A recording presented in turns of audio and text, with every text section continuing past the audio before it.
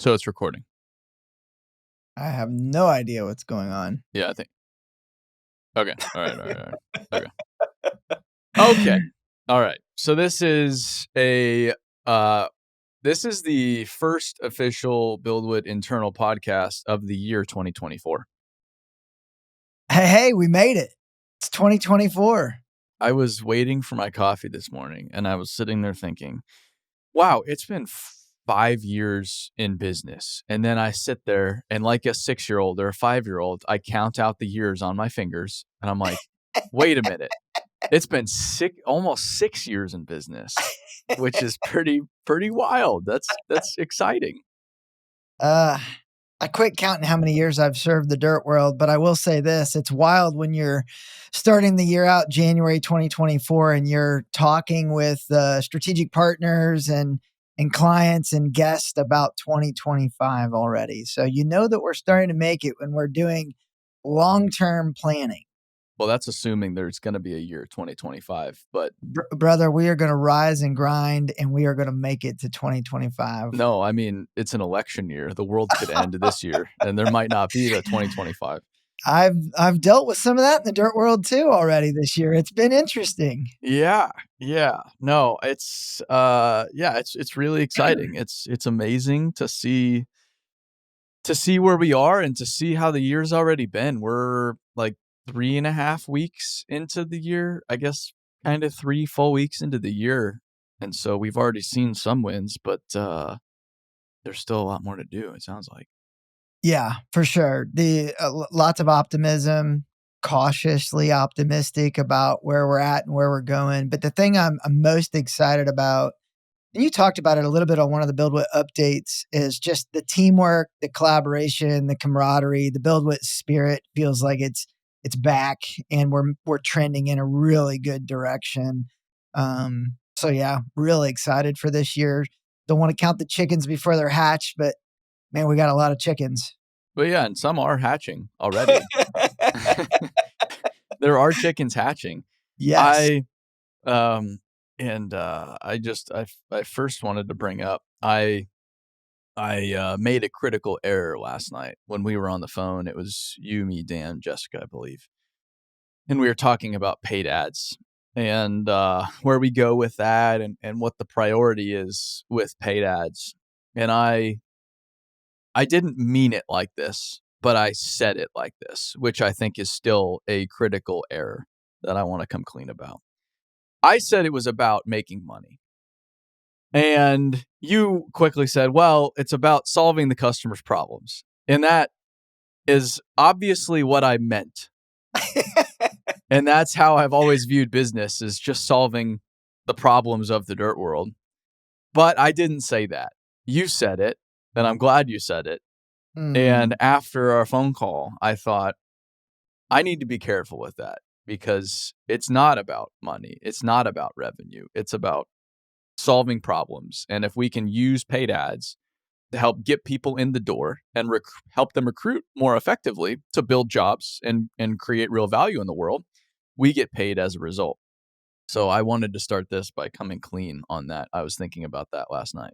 Yeah, that's super good. I appreciate you coming clean, and just in full transparency, I have lots of conversations internally, and I learn from our team members, and it's something that the BuildWitt team is constantly talking about, is how do we best serve the customer? And when they're making decisions, they're thinking about what is in the best interest of the customer, and then ultimately how do we serve, from a BuildWitt standpoint. So, whether it's Chase or anybody that's out there, I think top of mind, naturally, the spirit of BuildWitt is they truly want to help people win.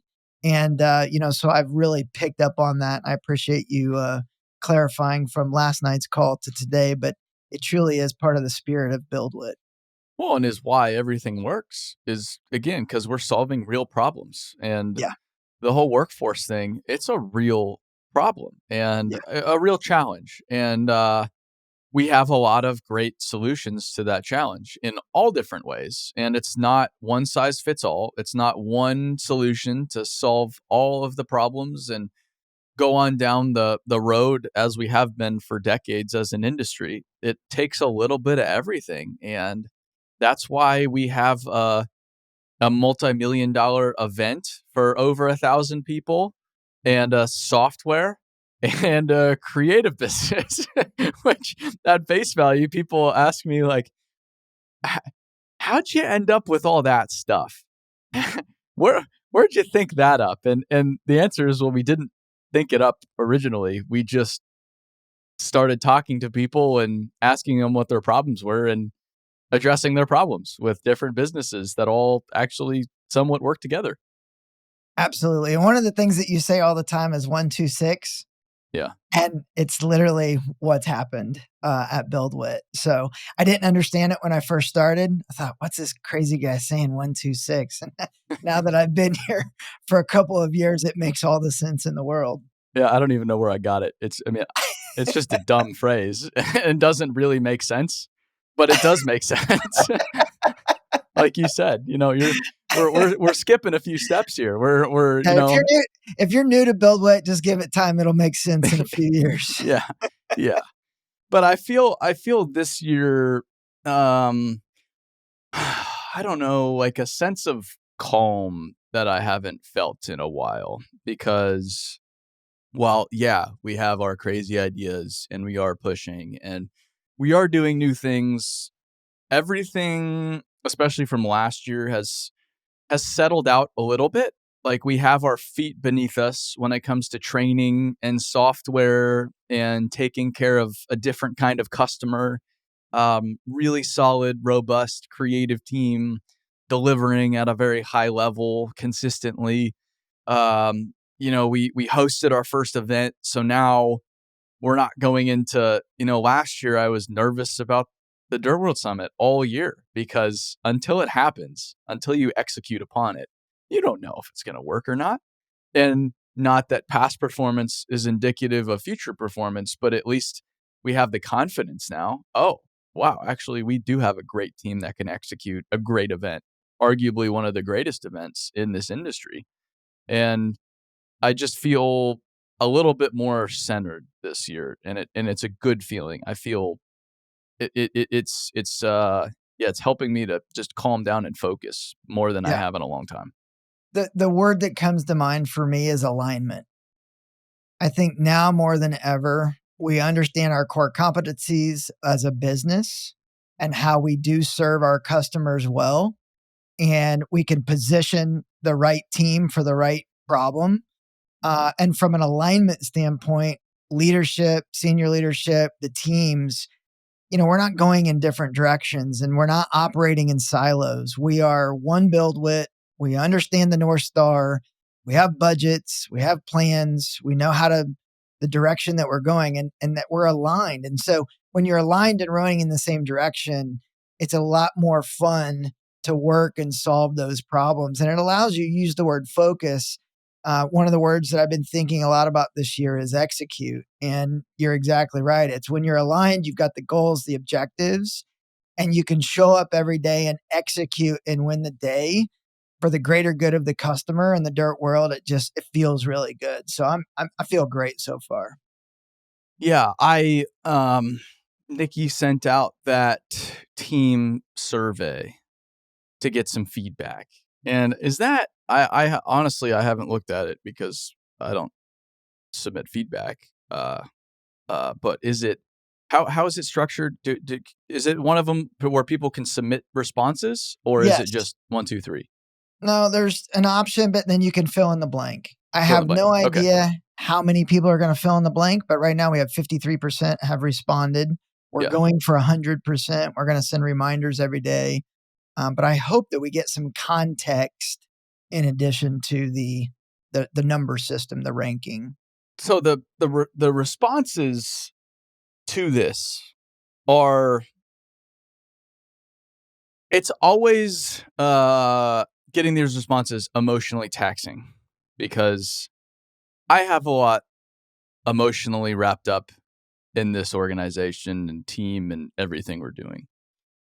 I've gotten better though at reading these responses objectively, and typically they're very constructive, and I love the feedback. And one of the the big pieces of feedback on the last one we did, and it was a while back. I feel like it was like middle of last year. Was that there's a lot of, and I don't know if this was the word used ever, but middle management and just barriers to getting stuff done. And looking back on where we were a year ago, a year and a half ago, that's totally true. There was too much complexity. And I think at least you, me, Dan, Randy, Kara, we all really take that feedback and try to put it into action. And I feel like that was one of those things that I was really focused on, and we've been focused on, especially for the past 6 months, even more so 3 months, is let's break down the silos. Let's get rid of um, anything that is not contributing and creating in all different ways. It's not just people, it's processes, it's team structure, it's all these things that needed to be, all these complexities that somehow got involved, that needed to be removed for us to execute, like you said, and to be as effective as possible. And I think that's part of why I feel lighter going into this year too, is that there isn't nearly as much of that right now. And I think while we haven't done a great job in some categories, I think we've done a really good job in that regard, in breaking down those barriers, in ridding of these silos. And they're not all gone yet, but I have seen more, and maybe even the past 3 weeks, more teamwork and collaboration and productivity than I've seen in a long time. And it is so cool. It is so cool to see everybody working together, even little stuff like Chel's at a training shoot right now. That's cool. That's cool. Or just there's a million different examples, but big examples, small examples. It's really exciting to me because it's like, all right, we can take feedback and we can make changes to ideally make things better. And I think we're in a great place right now, which is, to me, very, very exciting. Yeah, no, I couldn't agree anymore. I think job description, roles, and responsibilities are great, but we're also figuring out how do we best serve? How can we support each other? People are wearing multiple roles, but it's really just, they get up, they figure out, okay, here's my core, but then how else can I help? Here's my core, how can I help? And I think that that's, a really good place to be in as a growing business, especially this year. Example, you're, leading influence and out there telling stories and doing these things, but you're helping sell summit tickets. Super grateful for that. Randy is helping with CFO and budgeting, but he's also CPO and he's also helping with strategy and with just so, but he's also jumping on sales training calls. Him and Jack are, really doing some really cool stuff. Dan's leading the business, but he's helping with partnerships and getting the summit going. And I'm helping sell sponsorships. And like, it's just like this fun collaborative piece. But then, even within the divisions, I'm giving recommendations to Jennifer about, hey, here's somebody new that we met. They've got training content. Tim Sure at Novak Leadership, super excited. So now they're partnering. It's just fun to see how we can kind of help, each other, succeed for the greater good of each division and department, and ultimately, start to accomplish our mission. Speaking of Tim Sure, I just had him on the podcast like 2 hours ago. He called me. Oh, okay. All right. Yeah. Good. He was Yeah. top of mind. He said it was incredible. He said he really had a great time. He said the craziest thing happened. He was like, so I've been on a lot of podcasts, and usually there's like a warm up and some soft talk. And then like there's all right, here we go. We're ready. And he's like, I realized 10 minutes into the conversation that we had started. I Yeah. was like, yeah. Yeah, that's a skill I've learned, and I don't know if it fits every format. Like I think theirs is a lot more buttoned up, but what I told him was, 90+% of people I have on the podcast have never been on a podcast before, and they don't really want to be on a podcast. They're kind of reluctant. They know they ought to do it, and they're excited for the product at the end of the day, and for the opportunity to tell their story, but they don't really want to do it. So the quicker I can make them forget is better for everybody. But if I were to like warm them up And then, okay, we're going to do an intro. And then now I'm back to zero. Now I have to warm them back up again over 10, 15 minutes while we're recording, which makes for worse content. And so it's easier to just roll right into it. We were talking about ice cream and kids, and then it's like having lunch. It's like having coffee. It's a Yeah. normal human conversation, exactly how a conversation works outside of podcasting and microphones. Yeah. I would say that that is one thing I like better about being in person for a podcast, is because you put the headphones on, you kind of sink into the oasis, you just start a conversation. I kind of forget about what else is going on in the world. But, with Riverside, how we're doing this remote podcast, it works and we're making it work. But the 5, 4, 3, 2, 1 countdown, it's like, here we go. That's what I told him too. And I know we're off on a tangent right now, but I told him, I'm very comfortable podcasting, but even when I'm on someone else's podcast and they're like, okay, and they do the intro, I'm still like I kind of tense up, like, oh, I'm on a podcast right now. I better get on it. And it just, for whatever reason, triggers something just unnatural and makes it, and then you kind of have to get back into the mindset of, hey, just do your thing, just talk. It's like having a conversation any other place. Yeah, But totally. yeah, no, he's it seems like a great guy. It seems like the whole David Novak thing and is a big deal. And I'm telling you, one of the coolest benefits to the summit, and probably maybe the biggest benefit to the summit, other than establishing us as the middle ground for the industry and the revenue and cash flow that we can use, which is a huge help because we have the money now. We don't have the expenses until November. Big piece. Other than the practical pieces of it, it's got so many great people and companies and organizations involved with us that would have never been involved with us otherwise. I mean, you can go down the list. First Form, Echelon Front, Bob Chapman, Dale Carnegie, all these people. We've built this stage. Again, we're the stagehands, not the stars. We've built this stage for all of these amazing organizations. And we say, come on down because your message is great. And your message is one that this industry needs to hear. And this has been a siloed industry. And so they've all been just having the same conversations. We need some of these outside ideas to come on in here and start to penetrate this room and this audience. And it's amazing. Like I even told him this morning, like Dirt Talk, I'm pretty protective of it. I get a little frustrated when it's like, Oh, yeah. you need to have this or that person on. I'm like, no, I don't need to. I just want to shoot the poop with whoever I want to shoot the poop with. But I think that's one of the best things that happened last year was us committing to all these podcasts because Totally. while I was a little frustrated with it at first, I had these conversations I would have never had or never thought to have. And it's been fantastic. Yeah.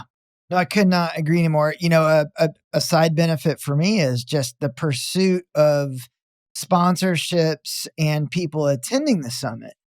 I am very blessed to be able to talk to a ton of people that I probably would have never talked to, but I can send a message. I can create a connection. I can jump on a call. I can learn about their business. We can kind of position kind of the who, what, why of what we're doing. And then they want to be a part of this ecosystem. It's just so funny that I didn't really pick it. It kind of picked me, but we picked, quote unquote, such a universal world. It's like, what if we were focused on like horses, like race horses, like we could go tell the story of horse racing and really cater to horse companies. And, it's cool, but it's a niche. It doesn't really apply to Jocko and Echelon Front and my mom and David Novak. You can't go down the list and really make it apply to everybody. But it's like, sewer, toilets, trash, power, water, roads. That is the most universal, fundamental thing out there. Totally. Nothing else happens. And it is so surreal that we have something so important and so just critical to society in our hands. We're almost entrusted with this, I think, amazing mission and purpose that, and that's part of the reason why I work so hard, is because I don't want to waste, we're entrusted with this for whatever reason, and I don't want to waste this opportunity, and we can't waste this opportunity. We have Yeah, to make something of it.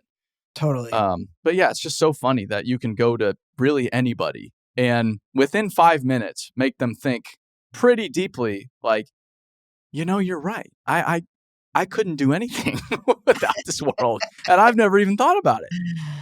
Yeah, let's be humble, but let's also remember that our words have weight.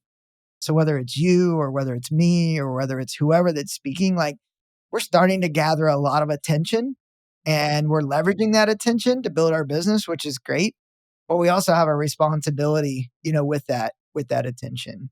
Yes, but it's a double-edged sword because, and this is why I get, and again, I don't know if my protectiveness is always a good thing, but this is why I get a little protective, is because, you know, I've I've built the community I have a certain way, and I don't want to lose that community. Mhm. And I have pissed off a lot of executives, a lot of gatekeepers, a lot of the old school people in this industry because of the things I've said or done or whatever it is.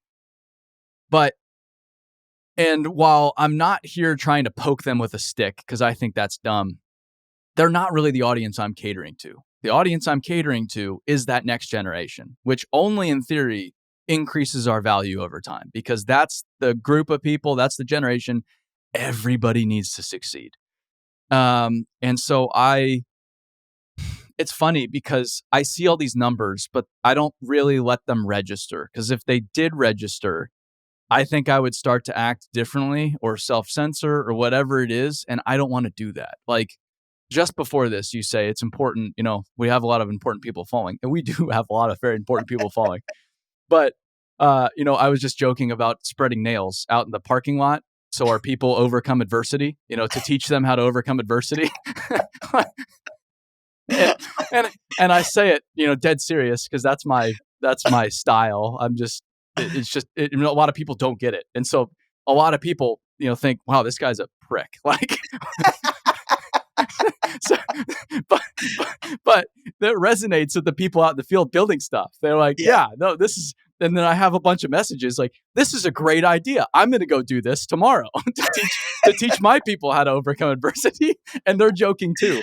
And so it's a balance. It's like, how do I be a good steward of what's been given to me?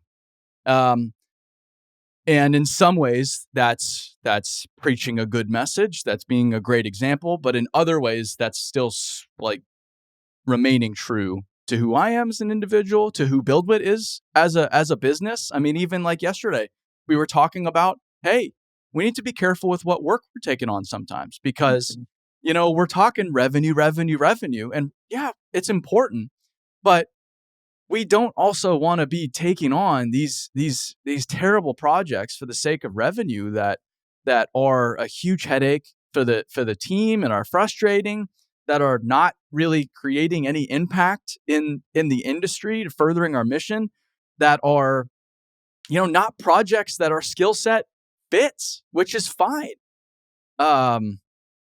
So yeah, Yeah. I No, it's I just think that's funny. super powerful. I mean, I think this year, we've got to know what to say yes to and what to say no to. And let's keep delivering on what we have. And if there's a new opportunity that scales and complements and is aligned with the mission, then maybe we chase it. Like the community, great.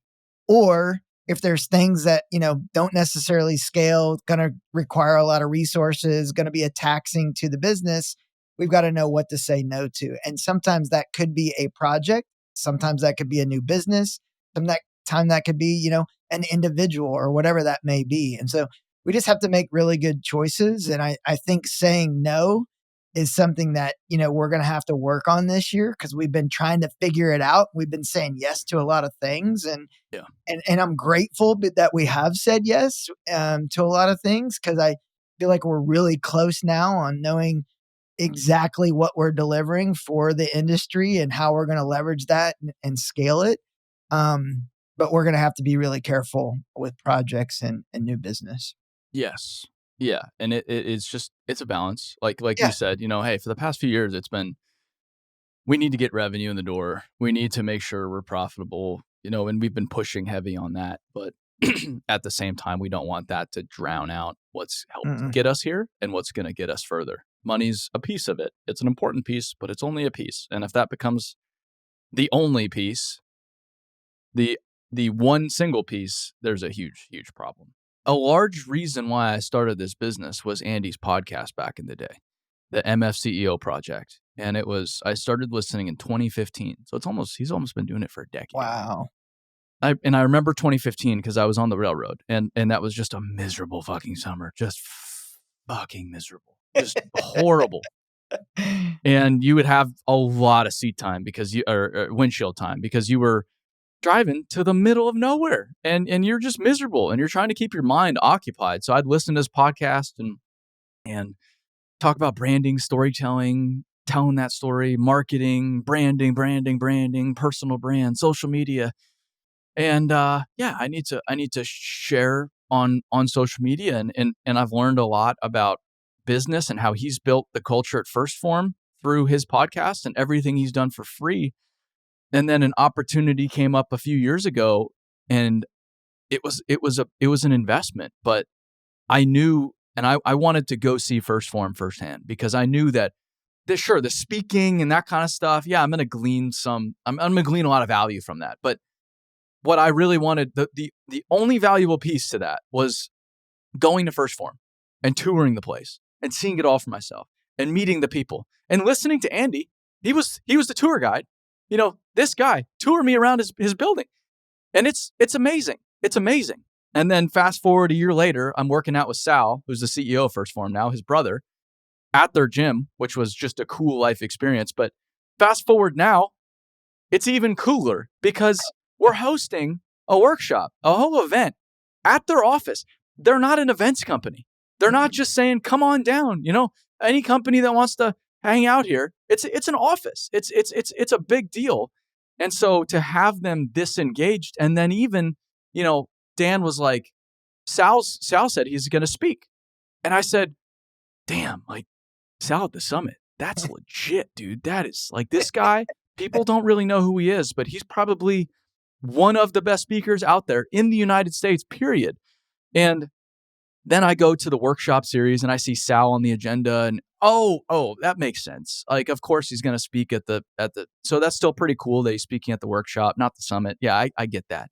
And then I'm looking at the summit agenda and Sal's on the summit agenda. I'm like, you got him for both? And he's like, yeah, man, First Form's in. I'm like, wow, that's so cool. So Yeah. cool.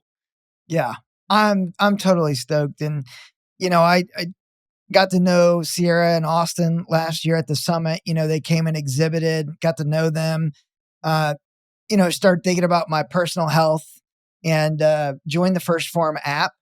And so I've been working, in that app and working on my health and started 75 Hard January 1 and just really enjoying, their nutrition and their coaching and their support that they have in there.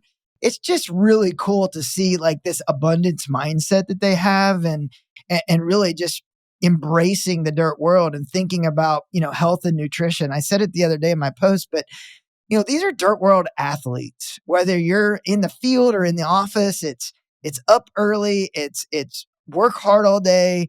It's taxing physically, it's taxing mentally. Like the dirt world is not easy. And if you're not taking care of yourself, then, you're just not going to last long. And, I've been in the industry for a long time and I've seen so many people that all they're working for is for retirement. Mm-hmm. And then they get to retirement and they're so broke down that they can't really enjoy retirement. And so it's like, hey, if we're going to really talk to this next generation, let's talk about holistic health. Let's talk about nutrition. Let's talk about taking care of themselves. Let's talk about taking care of their mind, body, spirit, and so that they can enjoy not only a great life, but a great retirement. Yeah. And a lot of people talk about the bodily degradation in the industry. And I think it's more so from the lifestyle than the work itself. I think Totally. I think you can rake asphalt for a career if you wanted to, if you're healthy, if you're taking care of yourself, if you're ready to go. I don't think raking asphalt ruins your body. I just, the more I've learned, the more I've seen, and the more I've seen like really, really, really amazing athletes in their 50s and 60s. I'm like, all Mm. right, so it's possible to be Yeah, perfectly healthy. And it's not just, totally. I think it's really lifestyle. I think it's But the eating at gas stations and that kind of thing.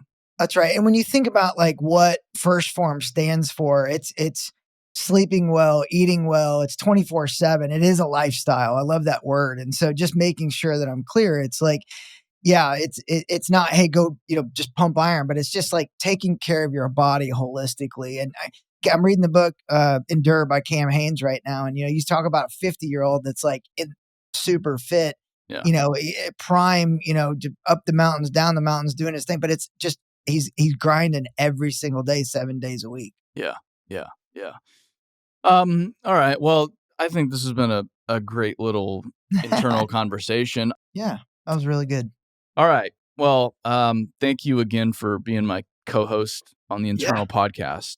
I've made it. One more. We'll Yeah. see if I make the cut next Oh, time. yeah, it's like the NFL. You don't perform, and at any time you can get kicked to the curb. But yeah, I enjoyed this. Hopefully, it's insightful for our people. If anybody listening to this has feedback for me or Jason, we're all ears. Let me tell you. So send it directly to Jason. Send it directly to me. If you don't want to send it to us, send it to Harrison. We'd love to hear from you, and we will see you on the next internal episode.